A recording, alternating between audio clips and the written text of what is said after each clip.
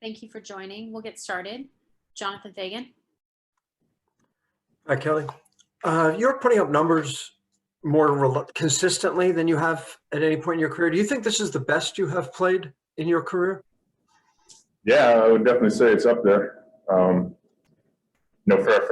a good stretch. I mean, I've had a great opportunity here, to play my game, come in and help these young guys, and in Silas' offense has been great for me, and just trying to keep being that consistent guy on this team.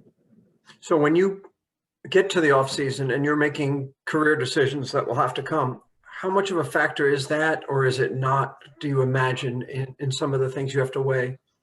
Yeah, I mean, it definitely factors in, somewhere where you can, be yourself, play basketball the way you've always played. And, it's been great here. I've loved it. The opportunities, the players, coaches, I've really enjoyed it. And it's, obviously, shown on the court. So, hopefully we'll see what happens, but, that definitely comes into the equation. Thank you. Yeah. Adam Wexler. Hey, Kelly, what kind of player, how would you describe KJ Martin Jr., and what kind of player do you think he can become? Yeah, I mean, obviously he's an athlete. He's one of the best athletes I've seen. How quick he jumps, how quick he gets off the floor to max height is, elite level. And he just continues to grow. I think he's gotten better since, I've been here. It's been like a month, 5 weeks maybe. And so it's been really special to watch him, continue to develop, continue to get opportunities. When he's making, outside shots, threes consistently, he's a tough guy to guard because he can put it on the floor so quick, and he's at the rim in one dribble and he's above the box.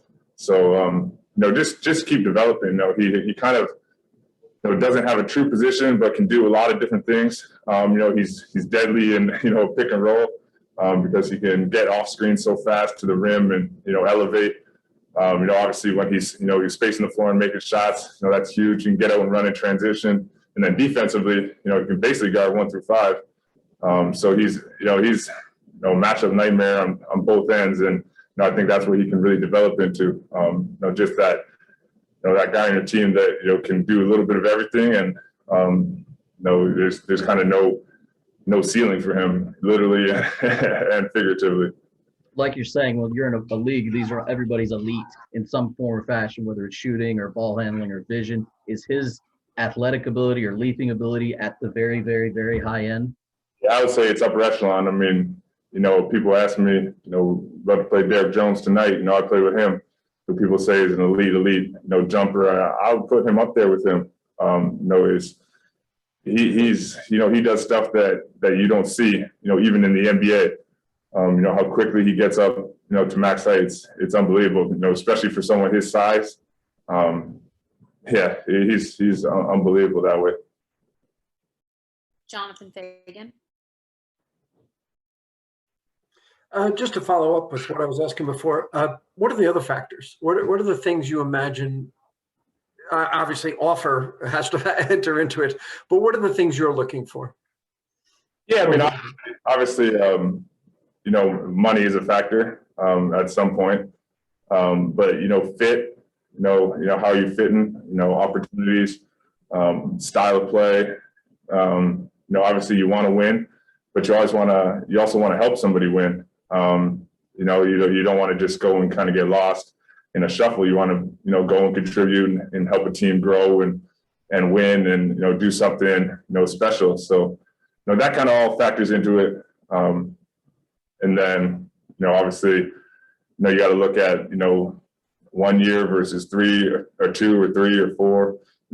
There's a bunch of factors that weigh into it, as I'm sure you guys know. So it's, there's a bunch of stuff like I said that, add in, and you're trying to make the best decision that you can. Thank you. Yep. Mark Berman. Kelly, along those lines, in the short time you've been here, how much does it help the relationship you've been building with Stephen that could have an impact on what you choose to do down the road? Yeah, it's been great. He's been awesome. Welcoming me into the system and the rotation, and his communication has been great. on the court, off the court. I've loved playing for him. His system, his philosophies, are definitely, in line with mine. So it's been great, in terms of all that. And, I definitely love to have the chance to, to learn and grow and play, under his system more, if the opportunity presents itself.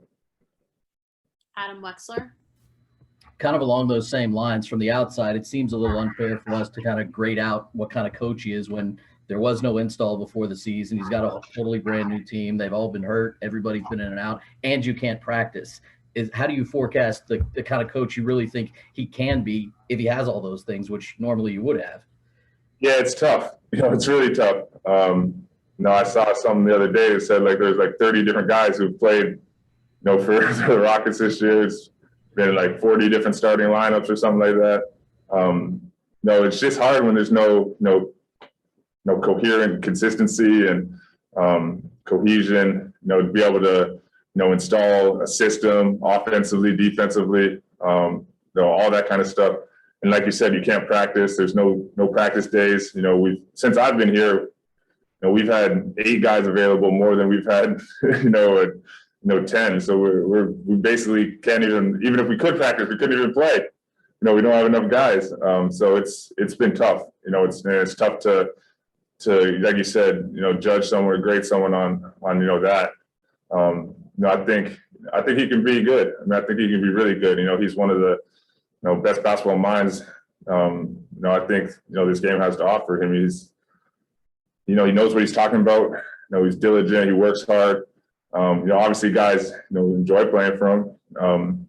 I think that one thing that you could say is guys are playing hard. Whoever's on the floor has played hard, played together.